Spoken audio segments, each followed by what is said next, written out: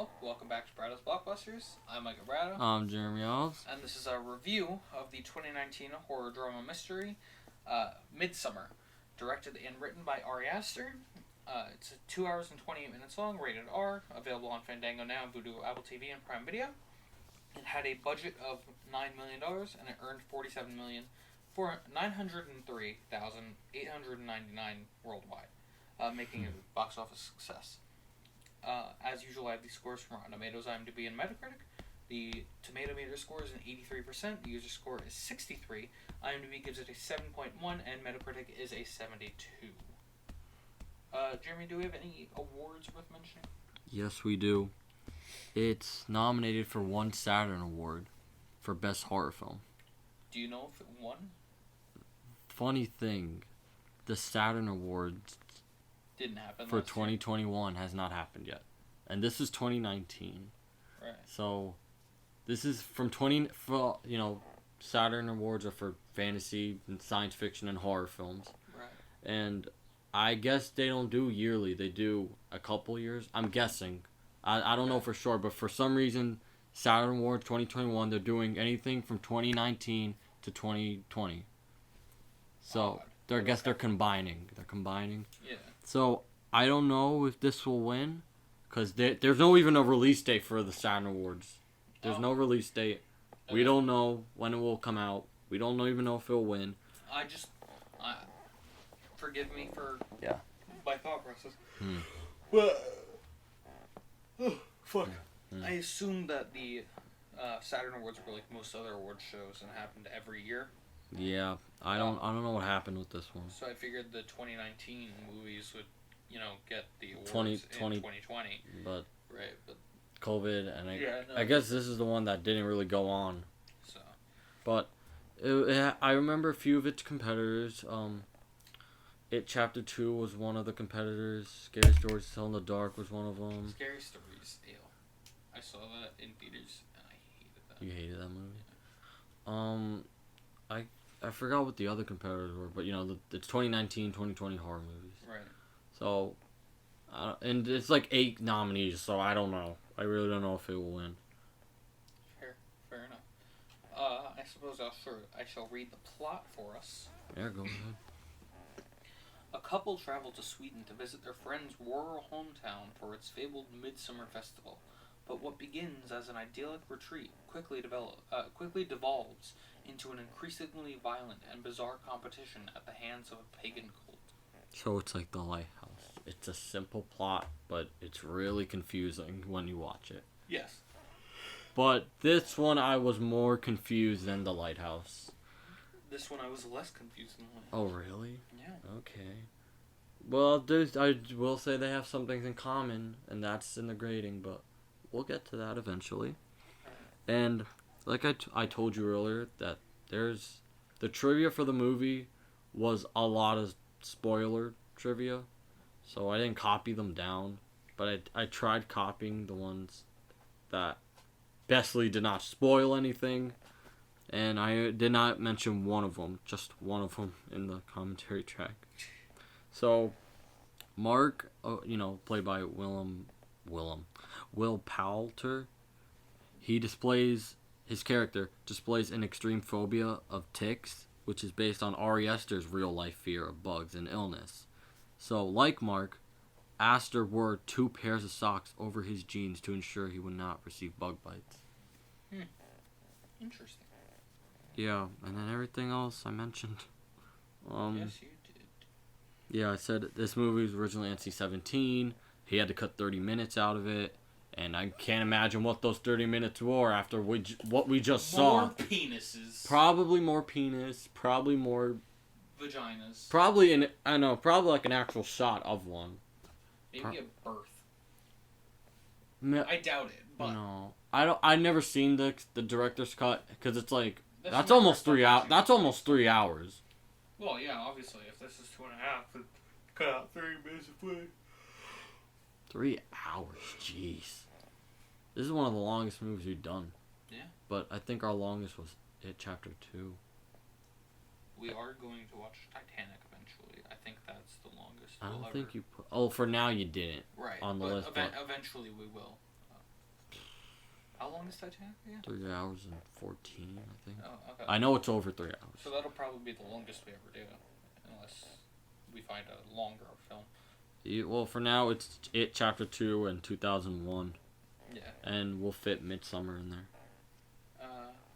But I guess, since you already went over all of your fun little trivia facts, Yes. we could move on to our cast. Oh, yes. Or at least the 4 that you put down. Yeah, so you want to go to our leading lady? Oh, wait, I'm sorry, what's her name? Traumatized. Ah, okay. Otherwise known as Danny, played by Florence Pugh. So, all her movies that I've seen were all her 2019 movies. Oh, and that was her Little year. Women and Fighting with My Family, Little Woman, and Midsommar. She was in Hereditary. Apparently. Probably as a background. No? Nothing. Didn't get anything on that. Lady Macbeth, she was in 2016. She was nominated for Best Supporting Actress for Little Woman. So she got her Academy Award nomination already. She's supposed to be in the Black Widow film. Oh, you mean the one that was supposed to come out already? Yep. Fucking. The budget's over $200 million? That's so much. Jesus Christ. Whatever. Alright, well, I hope she does good in Black Widow. But, yeah, all her movies in 2019 were great. Well, I guess spoiler for my grade for this one. This one's not. But Fighting with My Family and Little Women are great. Right. Those were great. But anything else she was in, yeah, I don't recognize. So yeah, that's Trauma. Traumatized. Yes. That was Trauma. That's her name. Traumatized. Oh yeah. So moving on to Traumatized boyfriend. Oh, what's his name? Mr. Dickhead. Ah, well, from him, I only see Transformers Age of Extinction. And that's about it. And, of course, Midsommar. Sing Street, I'm seeing. The Man with the Iron Heart. Macbeth, 2015. Mowgli, Legend of the Jungle, in 2018. Oh, okay. Three Wise Women, 2010. Wait, Macbeth? Oh, okay. Again, not a lot of things. Yeah, not really, no. So I guess we could move on to our next man, Josh. Oh, you mean, May I Take a Picture? Yes. Yes, this is Mr. May I Take a Picture. Indeed it is. What's his name? William Jackson Harper. William Jackson Harper. Yeah, Midsommar, that's really it for me. That's really all I recognize him from. It's Midsommar. He was in The Good Place. The Good Place? Yeah, the TV show. Oh. I knew I recognized him from somewhere. Like his eyebrows were very distinct. You really did mention his eyebrows, though. Oh, wait a minute. Is this the show with Christian Bell? Oh, okay, yeah, I have seen this. Yeah. I've never watched it. I just... well, not fully. I've only seen, like, a few episodes of it. I've seen, like, clips. He was also in, like, 2 episodes of American Dad. Oh. Yeah. He's 41. Oh, wow. While Florence was 25, and Jack, he played Dickhead Boyfriend. Right, yeah. He's 29. So, wow, he looks really good for his age then. Yeah. Wow. I would have guessed he's right there in the 20s with him. He's in Tom Clancy's Jack Ryan on Amazon. Wow. That's pretty cool. How to Tell You're a Douchebag from 2016. How to Tell You're a Douchebag. Yep. Wow. Alright. How to Tell You're a Douchebag. Nice. But then last, but also kind of least, is Mark, otherwise known as Piss Boy. Yeah. Played by Will Poulter. I did mention some things in the commentary track. Chronicles of Narnia, The Voyage of the Dawn Treader, or the third one.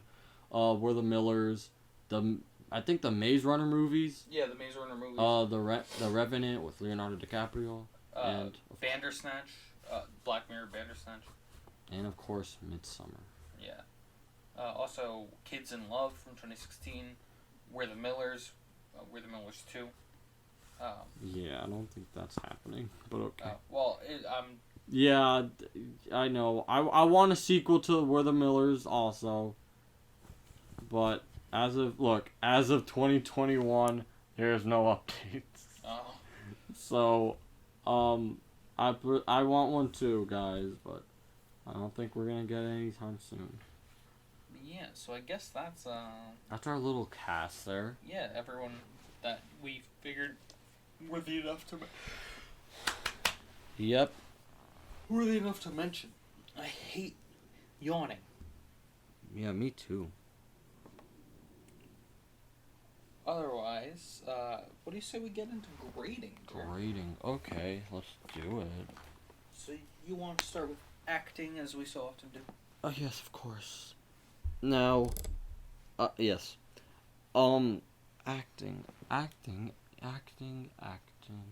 You know, this movie had Florence Pugh. Mm-hmm. I think she's the one who gave the best performance. I mean, this is our main girl. Right, yeah. She has to. And I think she's the one who really gets the A here, but overall, I didn't really think it was anything great from the other ones, even though they did good, but I don't think they were that great enough to get an A. But again, not bad. It's gonna be a B, but if it was for Florence Pugh, hey, she did amazing. She really does know how to play traumatize. Great, she did a great job. Yeah. See, I didn't think any of the acting performances, minus Florence, were like spectacular. But again, good. Yeah. Not bad. Oh no. But just Florence. Not shitty. No, not at all. Not at all. It's just Florence stole the show from her. Exactly. And she is our main character. I'm thinking like overall in the acting, because you got to look at it as a whole. Yeah, I know. That's why I gave it a B overall. I know. I'm honestly thinking like a B as well. Yeah. Yeah. Because it's nothing too great, but it's nothing shitty. You know? Well, but it's not shitty. It's not close to shitty at all. No. It's not. You know what I'm. There's good performances in here, but I just really liked Florence Pugh in this. Right. She also does a great job fighting with my family. That's another, but that one's, Right. Right. Anyways, next up we usually do screenplay. How are you? Okay. Thinking? Remember how I gave The Lighthouse screenplay an A? Because the plot was so simple, even though you didn't know what the fuck was going on. Mm-hmm. Here, I kind of want to give it that again. I'm just joking. Alright, in all seriousness, though it is original, sort of, except when it gets into the slasher stuff. Even though it's not a slasher horror, that I didn't find too original, but... Well, how they went missing one by one? Yeah, that's like, okay, that's basic slasher 101. You know what I mean? Yeah. That's why you never split up. Yeah, or how about this? They could have why don't you guys just get the fuck out of there? Yeah. Just get out. Just never go to Sweden. Or that too. But I do want to say it's in between where it's kind of original, but at the same time it's not, because this is a movie really about their culture and their traditions. Right. And this is a horror movie. So if a regular person would just say this isn't a horror movie, this is just whatever. When you think about it, it is technically a horror movie. It's just the horror is in their traditions and what they do. Yeah. That's where the horror is. Well, it's also the... and of course the blood, killing. The cult. Yeah. Yeah. So, I don't know. Was it with Ari Aster and cults, man? I don't know. maybe he's trying to tell us something. Well, I guess we'll have to see until his next film ever comes out, if it ever comes out. But, yeah, screenplay. It wasn't alright. It didn't drag. I'll say that it didn't drag as much as I thought it would the first time I saw it. But I think here I enjoyed it a little bit more. So I get it wasn't boring. I mean, there is scenes where it's just talking. That's kind of most of the scenes. Right. And it's just them sitting around, thinking, what the fuck are these people doing? Yeah. But I was entertained by it. And, yeah, I'm going to give it a B. I get that. Not original in some parts, but it kept me entertained. I thought it was an interesting enough film. Again, it kind of had the same thing as the Lighthouse, where I was I was confused. This one I found a little easier to follow though, because I at least knew that it was like a cult. Mm-hmm. Because like even from the first moment we saw them, I was like, oh fuck, that's a cult. Yeah. I think I even mentioned, like I think I said the words, they're going to talk to the cult. Mm-hmm. You know. So I found this one like easier to follow, even though it did lose me at some points. Yeah. I wouldn't say it dragged, but a lot of it like it was slow paced. It was this is a slow paced horror movie for 2 hours and a half. Exactly. But Ari Aster doesn't have a similar agenda to horror, if that's the right words for it. Because in Hereditary, the horror is dealing the loss of your family. Yeah. Right? And, again, the trauma Toni Collette goes through, and she eventually goes a little insane. Mm-hmm. But that's kind of a realistic situation, dealing with losing your family, and especially if it's your daughter. Yeah. And then Midsommar is dealing with other people's traditions, and I guess they're cults, according to you, cults. So he doesn't have in the movie's description. Yeah, it does say cult. Yeah, yeah. I'm not saying. But what I'm trying to say is that Ari Aster doesn't have a cliche look at horror. Right. He has ways of showing certain things are horror in them. Right. So yeah, he's just not. I don't know. He doesn't have any cliche ideas. Well, even though Hereditary eventually goes into like Toni Collette going insane, and then Midsommar, there's the kids getting killed one by one, sort of, really, until the end. But yeah, overall screenplay is a B for me. So, I'm thinking screenplay is a B as well. If I didn't already state that. But next up would be the cinematography.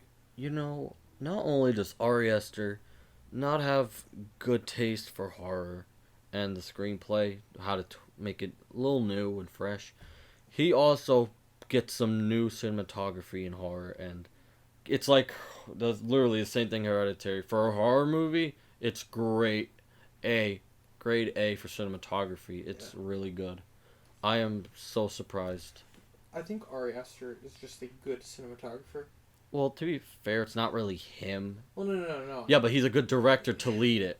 Exactly. That's what I'm trying. His direction to the cinematographer, whoever he is, I didn't get the name down, but yeah, he directs it really well. There's some really good long shots in here. In case if you ever noticed. Oh yeah, no, I noticed. There's like more than a few long shots of just them talking, and then they follow them through when they're in Sweden. Like, there's actually a few good long shots and some scenery in when they're in Sweden. Right. It's kind of like you're there too, and you kind of want to like leave, but you're not really in the movie.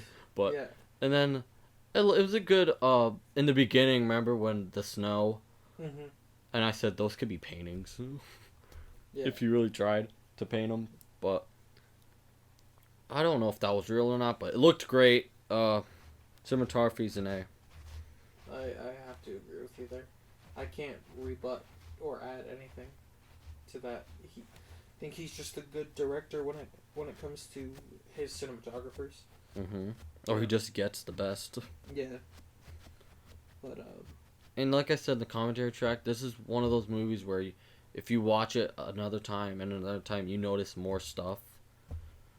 You know what I mean? mm-hmm. So, yeah, I could definitely, perhaps this movie, I think some people might need to see it just one more time or, whenever.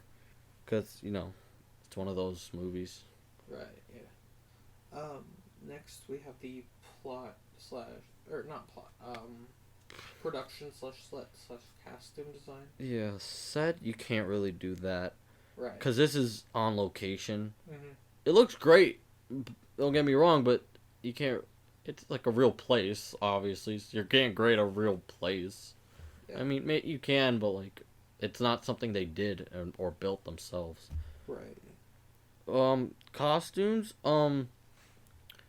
Not really enough costumes. It was just really the Swedish people, and then Florence Pugh at the end with her flower dress. Right. Yeah. And it looks like, but here's the thing, it looks like a nice, sweet, culture, nice, Mm-hmm. sweet, and then you look at their traditions and you're like, oh, fuck, these people aren't so nice. But, yeah, I think that's a good decision for the costume. They look like nice people, and you fuck with their traditions, or you don't listen to them, you're fucked. Right. Yeah. So, I think it's just really costumes here, then. Costumes, probably between a B and an A, I don't know. Because, I don't know, we never really just grade costumes ourselves. Right. And there wasn't really that much, it was just, yeah, most it wasn't of them even have, that like, much. the same fucking costume. Yeah, it was just Florence Pugh's dress at the end. Yeah. Which is great, but, I don't know. There's not a lot of spectacle. So there's really nothing. Oh, special effects, the gore.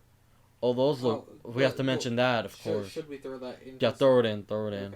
Even alright, special effects, whatever. So special effects, They look great. as They're well bloody. As the spectacle.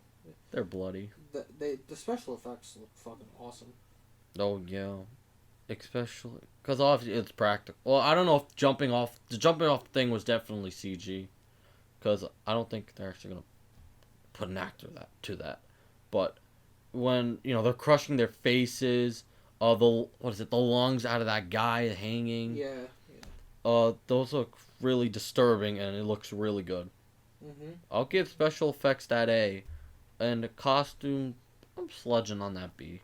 I think I'm gonna go with the B because it's not that much, but it's just a nice little bonus, I guess. Yeah, with the overall spectacle, there isn't too much worth mentioning or worth giving a high grade to. Yeah. So, like, with the overall, it would probably be a B for me as well. Well, in the overall spectacle. Yeah, spectacle. But then I guess all we need now is the overall. Yeah, the overall for the film. I don't know. I thought this was good. I don't know if it was great. To me, I think it was a little too confusing to be. Yeah, not as confusing as Hereditary though. Hereditary, I had more of an understanding about. Yeah, you made me before I watched it with you. I was just like, oh, Hereditary is that one disturbing movie. I didn't really get it, but I'm like, okay, it's still good. Right. And then you saw it, you explained. I'm like, oh, that all makes sense. So I kind of have a clear vision of Hereditary now. So I could definitely say it's not confusing as I thought. And Midsommar is more confusing than it. But yeah, go on with what you were gonna say. I was gonna say that it is slightly confusing. Therefore, I don't think I could give it like a high grade. Yeah. But it was a good watch. I don't know if I'd watch it again. You don't know. Not because it freaked me out, but because I'm like. Is it too slow for you? Yeah, I think so. It's too slow. It's a little slow, which works for it. Mm-hmm. But yeah, I guess it's just not my, preferred movie. I don't know, the overall, I'm thinking like a B- ish. So you're close to an okay, but you're giving it a good. Yeah. Yeah, for me, it's kind of like Hereditary, where I'm giving it a B too. It is a good horror movie, but there's just a few little things holding it back from that great. And I think it's literally the same problem as Hereditary too. Which would be? I think the screenplays are not too clear. Even though Hereditary is, to me, Hereditary is clear now. I understand Hereditary. Right. Yeah. But I guess overall, it really matters the first time you watch it. And while the screenplays are original, there's some things in it that just aren't too, I guess, easy to understand. And that's for both of them. But for Midsommar, it's also a little bit unoriginality with the kills. But that's not a big deal. But that's just really it. It's just really the screenplays drag it down just a little bit from giving it that great. And same thing with Hereditary is that I don't think this isn't one of my favorite horror movies. It won't. But it's still memorable as hell because Hereditary was disturbing. I don't even have to mention what scene. Well, yeah. I don't even have to mention what scene, but we all know what scene we're thinking about from that movie. Yeah. For Midsommar, it's kind of the same thing. Well, this one has more multiple moments where you're like, oh, fuck. Yeah, I definitely agree. Midsommar's definitely more on the gory side, which I like, but it's not one of my personal favorites, nor will I think it's even great. But still, I think it's still a good horror movie overall. Still worth a check. Check it out, and then just remember what you just saw, because you will never forget it. Exactly. I guarantee it. You will never forget Midsommar. But no, I don't think I have anything else to add. Do you have anything else to say, Jer? No, just again another good horror movie from Ari Aster. Hope he keeps it up. Yeah, Don't fuck it up. I can't wait for his next film. If it's anything like these two. Disappointment Boulevard. Right. That's what I've read. So what's it called? Thank you for joining us for this review. Make sure to comment your own opinions in the comments below. Like if you liked it, subscribe if you'd like more. New reviews every Monday, new commentary tracks every Friday. By the time this video goes up, the day after will be the 1 year anniversary of our channel. Yes, sir, baby. Or the 1 year anniversary since our first video came out. Ah, yes, sir. So yeah, thank you for a year. Thank you for sticking with us. If this is your first time seeing us, thank you for checking us out. Anyways, this has been Bradow's Blockbusters. I'm Michael Bradow. I'm Jeremy Alves. And see you next time. Peace.